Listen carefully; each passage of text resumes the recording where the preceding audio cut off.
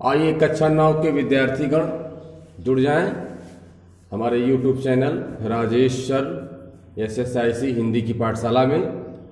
और आज हम लोग मीराबाई द्वारा रचित पदावली को पढ़ने जा रहे हैं। जैसा कि आप लोगों को इस पदावली को पहले भी पढ़ाया जा चुका है ऑफलाइन विद्यालय में, लेकिन इसको YouTube पर भी आप देख सकते हैं, पढ़ सकते हैं। तो आइए बिना देरी किए हम लोग चलते हैं, पहले पद को पढ़ते हैं और इसका अर्थ निकालने का प्रयास करते हैं।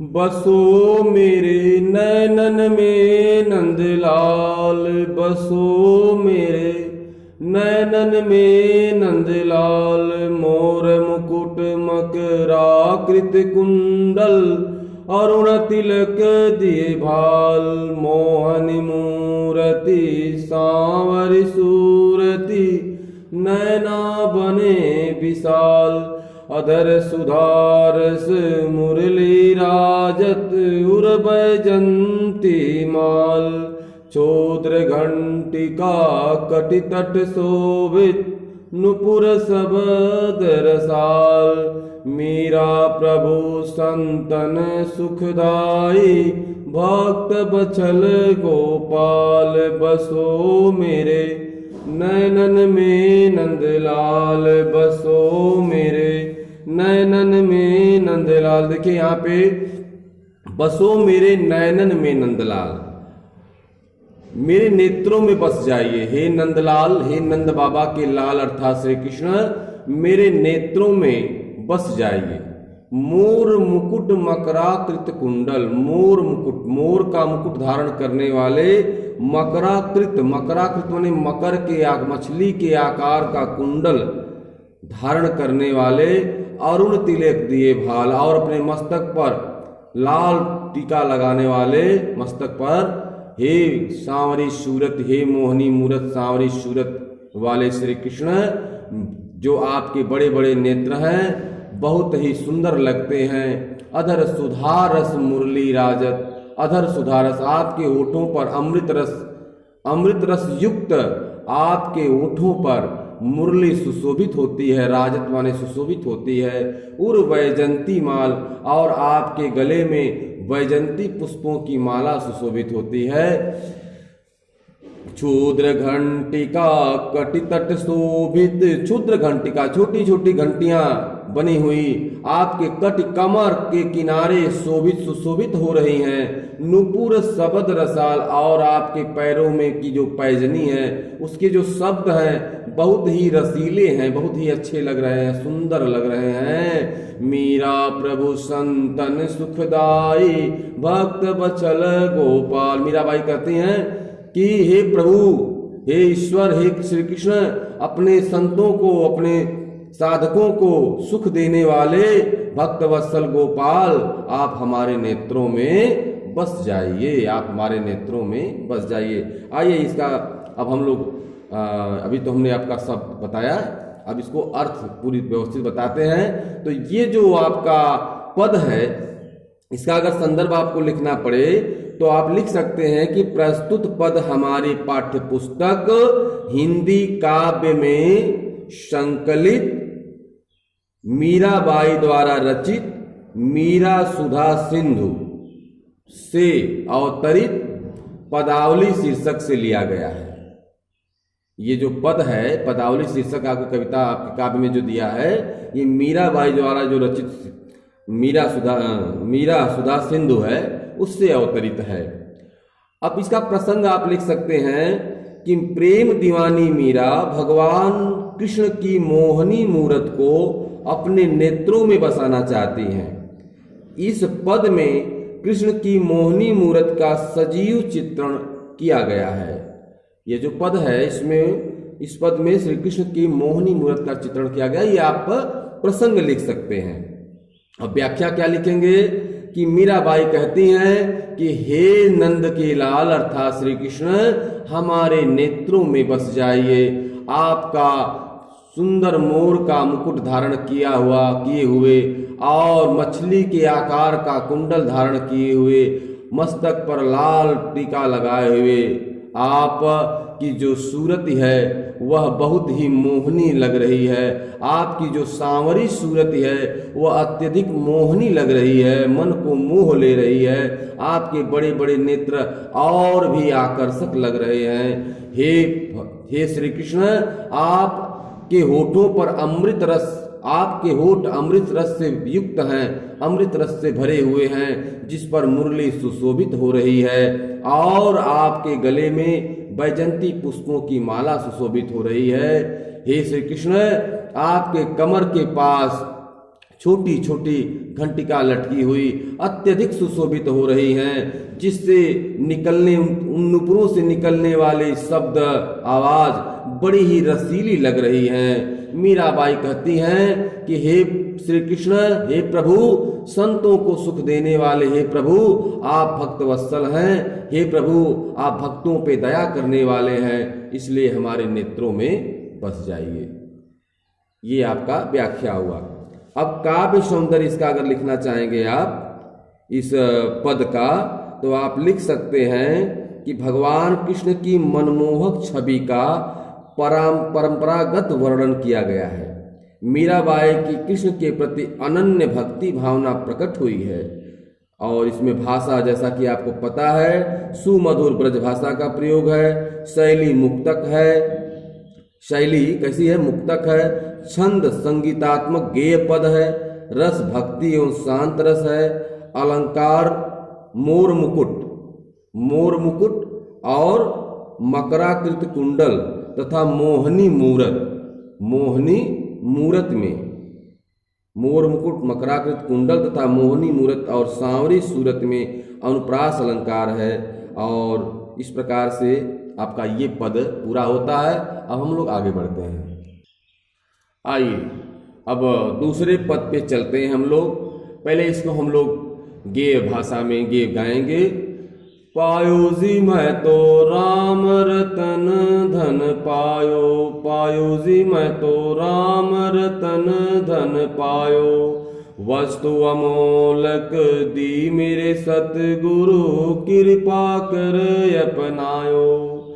पायो जी मैं तो राम रतन धन पायो, जन्म जन्म की पूंजी पाई, जग में सभी खोआयो। पायो जी मैं तो राम रतन धन पायो, खर्चे नहीं कोई चोर न लेवै, दिन दिन बढ़त सवायो। सत की नाव खेवटिया सतगुरु, भव सागर तर आयो। पायो जी मैं तो राम रतन धन पायो, मीरा के प्रभु गिरधर नागर, हरख हरख जस गायो। पायो जी मैं तो राम रतन धन पायो, पायो जी मैं तो राम रतन धन पायो। आइए इसको थोड़ा समझते हैं। मैं लिखा हुआ है, मैं मतलब मैंने, अमोलक मतलब अमूल, अमूल्य, अनमोल। खेवटिया, खेवटिया, खेवटिया माने खेवनहार, भव सागर से पार लगाने वाला। ये तो शब्दार्थ हो गया, जगह जगह जो है कठिन वाला। अब आइए इसका संदर्भ आप क्या लिखेंगे कि प्रस्तुत पद्यांश हमारी पाठ्य पुस्तक हिंदी काव्य में संकलित मीराबाई जी द्वारा रचित पदावली शीर्षक से लिया गया है। अब इसका जो है प्रसंग आप लिख सकते हैं कि प्रस्तुत पद में मीराबाई भगवान राम के नाम के महत्व की चर्चा करती हैं और करती हुई कहती हैं कि मैंने प्रभु को अपना लिया, मैंने अपना सर्वस्त्र न्यौछावर करके प्रभु को अपना लिया। अब आइए इसका व्याख्या निकालते हैं। पायो जी मैं तो राम रतन धन पायो। मीराबाई कहती हैं कि हे संसार के लोगों, यहाँ पर थोड़ा सा व्यंग्यात्मक शैली का प्रयोग करते हुए कहा गया है कि हे संसार के लोगों सुनो, मैंने तो राम रतन धन पा गया। मैं तो राम रूपी रत्न, जो धन है, राम रूपी रतन है, वो मैं पा गई। वस्तु अमोलक दी मेरे सतगुरु, वस्तु अमोलक, यह अनमोल वस्तु मेरे सतगुरु, मेरे गुरु ने, जो मेरे सदगुरु थे, उन्होंने यह अनमोल वस्तु मुझे दे दी और कृपा कर अपनायो। और प्रभु ने हमें कृपा करके, मेरे ऊपर कृपा करके प्रभु ने मुझे अपना लिया। जन्म जन्म की पूंजी पाई, जन्म जन्म मतलब जन्म जन्मांतर की, मतलब पूर्व जन्मों की। मैं यह जो पूंजी पाई हूं वह मेरे पूर्व जन्मों का फल है, मेरे पूर्व जन्मों का कर्म है। कर्म के कारण जो है मैंने जन्म जन्मांतरों की यह पूंजी मैं पा गई और संसार के सभी सुखों को मैंने खो दिया। जग में सभी खोवायो, खोवायो मतलब खो दिया। क्या खो दिया? जग का सारा सुख मैंने, जो सांसारिक सुख है, ये सांसारिक सुख मैंने संसार का खो दिया, अर्थात उसको छोड़ दिया। अब तो मैंने जो है, जो धन मैं पा गई हूँ, यानी कि राम रतन धन, मैंने जो राम रूपी धन पा गई हूँ, राम रतन रूपी धन पा गई हूँ, वह कैसा धन है कि खर्चे नहीं कोई चोर न लेवै, दिन दिन बढ़त सवायो। जो धन खर्च करने से कभी खर्च नहीं होगा, अर्थात खर्च करने से वह बढ़ेगा ही, दिन दिन बढ़त सवायो, वह सवायो अर्थात दोगुना होता जाएगा। जितना ही हम खर्च करेंगे वह दोगुना बढ़ते जाएगा प्रतिदिन। चोर न लेवे, जिस धन को चोर चुरा नहीं सकता, ऐसा धन मैं प्राप्त कर ली हूँ। खर्च करने से खर्च नहीं होगा, चोर चोरी नहीं कर सकता, बल्कि वह दिन प्रतिदिन बढ़ता ही जाएगा। क्योंकि सत की नाव खेवटिया, सतगुरु भव सागर तर आयो। मेरे सत्य रूपी नाव के खेवनहार मेरे सदगुरु हैं, मेरे सत्य रूपी नाव के, सत्य रूपी नाव के खेवनहार, खेवटिया मतलब खेवनहार मेरे सदगुरु हैं। इसलिए मैं भव सागर से पार उतर आई, अर्थात मैं यह जन्म जन्मांतर के जन्म मृत्यु से पार उतर आई। मीरा के प्रभु गिरधर नागर, हरख हरख जस गायो। मीराबाई कहती हैं, मेरे तो अब केवल गिरधर नागर ही सब कुछ हैं, भगवान श्री कृष्ण ही अब सब कुछ हैं। अब तो मैं हरख हरख कर, यानी खुश होकर झूम झूम करके उनके यश का गुणगान करती हूँ, उनके यशों का गुणगान कर रही हूँ। अब इसका काव्य सौंदर्य आप लिख सकते हैं कि भगवान के नाम, नंबर 1 डाल करके भगवान के नाम के महत्व की चर्चा की गई है इसमें। नंबर 2 में आप लिख सकते हैं डाल करके कि मीरा कृष्ण की उपासिका है, पर राम की चर्चा को यहाँ पे कर रही हैं, यहाँ राम का चर्चा कर रही हैं। लेकिन राम अर्थात घट घट में वही प्रभु परमात्मा श्री कृष्ण ही विराजमान है, अपने परम पिता परमात्मा को ही वह याद कर रही हैं। इस पद में अनुप्रास और रूपक अलंकार है, भाषा राजस्थानी मिश्रित ब्रज है, शैली मुक्तक है, छंद गे पद है और रस शांत और भक्ति रस है। तो आइए अब आगे बढ़ते हैं। अगला पद है तीसरा, मायरी मैं तो लियो गोविंदो मोल, मायरी मैं तो लियो गोविंदो मोल। कोई कहे छाने कोई कहे चुप के, लियोरी बजंता ढोल। कोई कहे मुँह घो कोई कहे सुह गो, लियोरी तराजू तोल।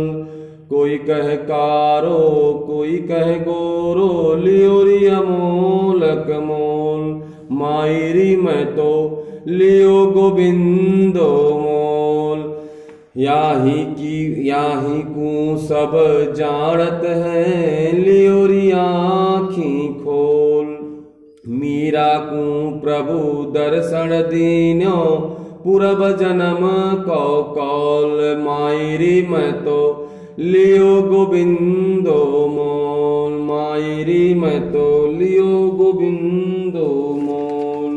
यहाँ पे देखिए मीराबाई अनन्य भक्ति का यहाँ पर प्रस्तुतिकरण कर रही हैं, अपने अंदर गोविंद को बिठा ली हैं, अर्थात कह रही गोविंदो मोल। मोल मतलब होता है मूल्य देकर, अब कौन सा मूल्य दे करके? अर्थात वह मन रूपी, हृदय रूपी मूल्य दे करके गोविंद को, श्री कृष्ण को मूल्य से खरीद लिए हैं, अर्थात मूल खरीद लिए हैं। ऐसा वह कह रही हैं कि मीराबाई कहती है कि मायरी अर्थात हे संसार के लोगों, हे संत, यहां पर भी व्यंग्यात्मक शैली का प्रयोग किया गया है।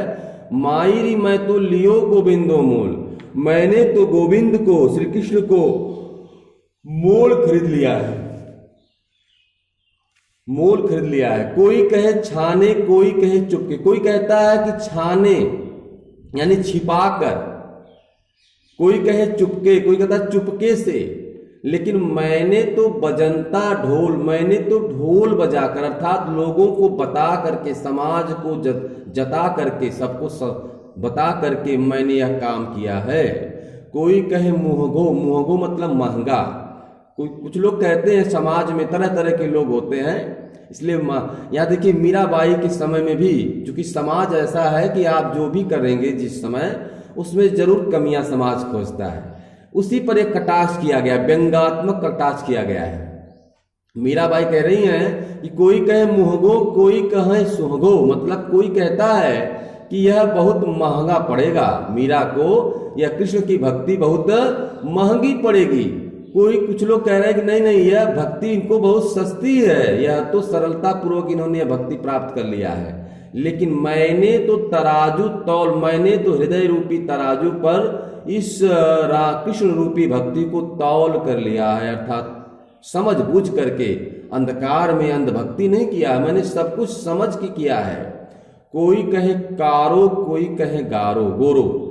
कुछ लोग कहते हैं कि कृष्ण काला है, कुछ लोग कहते हैं कृष्ण गोरा है, लेकिन मैंने तो अमोलक मोल लिया। अमोलक वस्तु, जो अमूल्य वस्तु है, मेरे लिए तो वह कृष्ण अमूल्य वस्तु है और उसको मैंने मोल लिया है, अर्थात अपना हृदय दे करके उसे खरीद लिया है, ले लिया है, वापस अपने हृदय में स्थापित कर लिया है।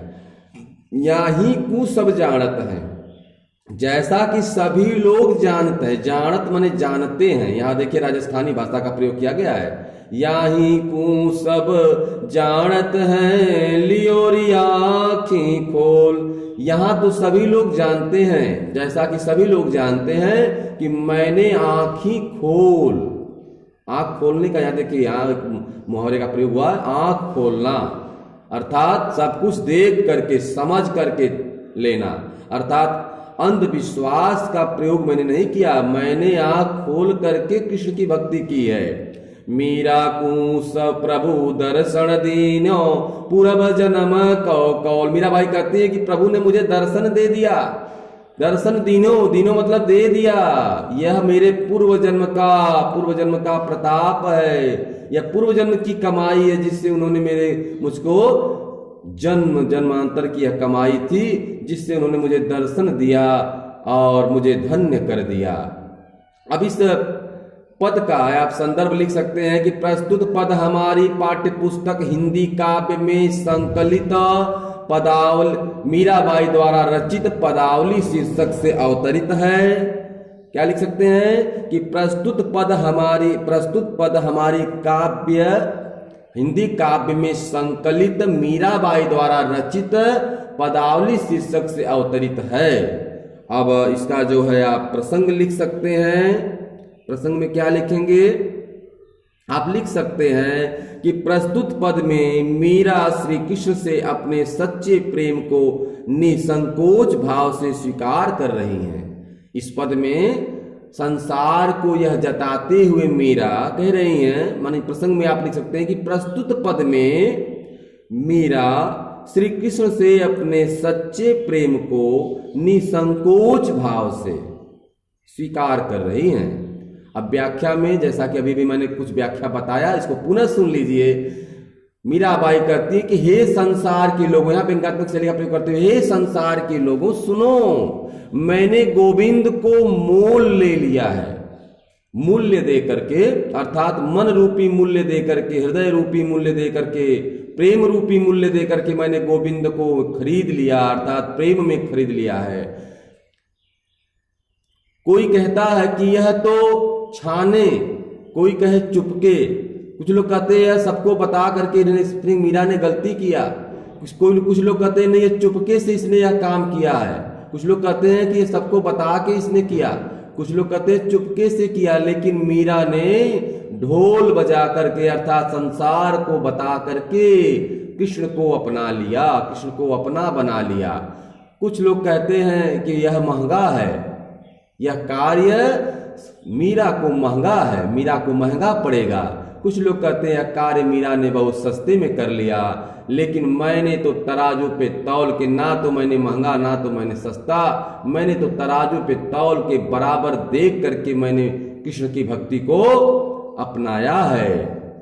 कुछ लोग कहते हैं कि कृष्ण तो काला है, कुछ लोग कहते हैं कृष्ण तो गोरा है, लेकिन मीरा ने वह अमूल्य वस्तु अपना हृदय देकर मोल ले लिया है। और कृष्ण मेरे लिए अमूल्य वस्तु है, अमूल्य है, मेरे लिए अमूल्य परम ब्रह्म परमात्मा प्रेम मेरा अमूल्य है। यहाँ को सब जाना था, जैसा कि सभी लोग जानते हैं। मैंने आंख खोल करके कृष्ण को अपनाया है, अर्थात मैंने अंधविश्वास में अंधेरे में तीर नहीं चलाया। मैंने आंख खोल करके अर्थात सब कुछ जांच परख करके कृष्ण को अपना बनाया। मीरा बाई कहती हैं कि प्रभु ने मुझे दर्शन दिया, यह मेरे पूर्व जन्म का कर्मों का प्रताप है, मेरे पूर्व जन्मों का फल है, जिससे प्रभु ने मुझे दर्शन दिया। आइए आगे बढ़ते हैं। आज के लिए इतना ही। अब अगला आपको चौथा और पांचवा अगले भाग में पढ़ाया जाएगा, और उम्मीद करते हैं कि आप इस पद को अच्छे ढंग से पढ़ेंगे। और यदि आपको मेरा चैनल पर पढ़ाया हुआ यह जो मटेरियल है ये अच्छा लगे तो मेरे चैनल को आप सब्सक्राइब, लाइक करें और शेयर भी ज़रूर करें, क्योंकि आपके शेयर करने से और लोगों तक और बच्चों तक ये जानकारी पहुंचेगी। बहुत बहुत धन्यवाद।